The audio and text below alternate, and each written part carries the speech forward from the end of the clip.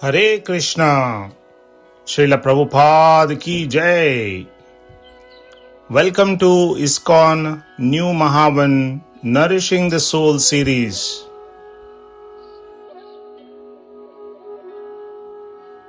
Today's shloka is from Srimad Bhagavatam, Canto 6, Chapter 2, Shloka number 17. Only bhakti destroys all material desires. This is a wonderful conversation between Vishnudutas and Yamadutas.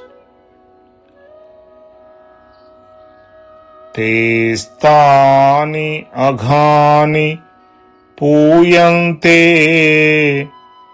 te stanyaghani puyante, te stanyaghani puyante, tapo dana vrata adibihi, tapodana vratadibihi, tapodana vratadibihi, tapodana vratadibihi. Na adharmajam tad hrudayam, na adharmajam tad hrudayam, na adharmajam tad hrudayam, na dharmajam tad hrudayam, tad api ishangri sevaya, tad api shangri sevaya, tad api shangri sevaya. Te stanyagani puyante, te stanyagani puyante, tapodana vratadibihi, tapodana vratadibihi. Na adharmajam tad hrudayam, na dharmajam tad hrudayam, na dharmajam tad hrudayam, tad api shangri sevaya, tad api shangri sevaya, tad api shangri sevaya. Translation by His Divine Grace A.C. Bhaktivedanta Swami Srila Prabhupada.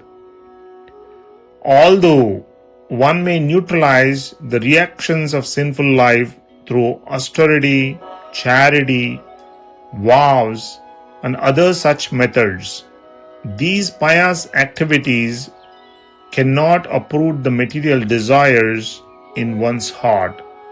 However, if one serves the lotus feet of the personality of Godhead, he is immediately freed from all such contaminations.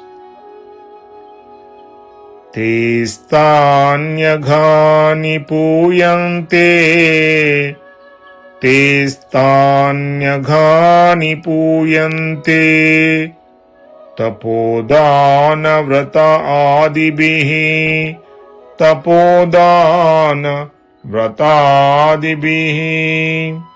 Na dharmajam tad hrudayam, na dharmajam tad hrudayam, tad api shangri sevaya, tad api shangri sevaya.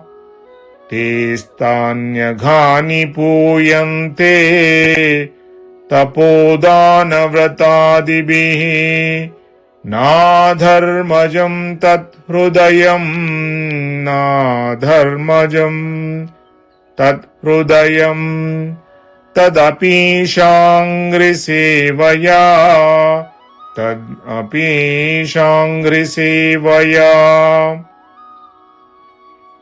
Na dharmajam tat hrudayam, तदपि शाङ्घ्रि सेवया तदपि शाङ्घ्रि सेवया.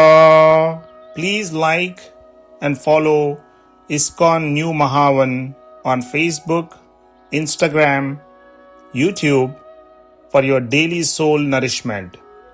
Hare Krishna, Krishna Krishna, Hare Hare, Hare Rama, Rama Rama, Hare Hare.